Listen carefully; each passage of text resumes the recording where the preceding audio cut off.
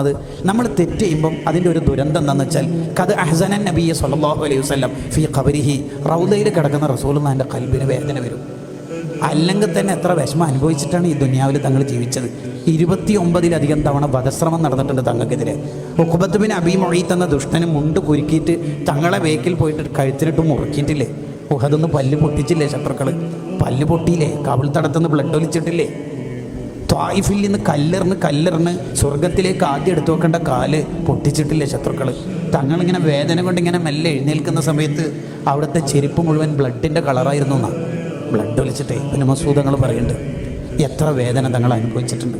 ഇപ്പം തങ്ങളെ വേദനിപ്പിക്കാൻ ഓൾറെഡി ഓറിയൻ്റലിസ്റ്റുകാരില്ലേ, സ്ത്രീലമ്പടൻ എന്ന് പറഞ്ഞിട്ട് കളിയാക്കുന്നവരില്ലേ, മുത്തനബീൻ്റെ ഉപ്പായും ഈ നരകത്തിലാന്ന് പറയുന്ന വഹാബികളില്ലേ, ഇല്ലേ കൂട്ടരെ? എന്നിട്ട് നമ്മളെന്ന സുന്നികളും ഈ തോരനെല്ലാം കെട്ടി നബിദിനാഘോഷമെല്ലാം നടത്തിയിട്ട് ഫോണിലും മറ്റും തെറ്റ് കണ്ടാൽ എന്തിനാ പ്രിയപ്പെട്ട മോമിനികൾ നമ്മളൊക്കെ ഉള്ളത്?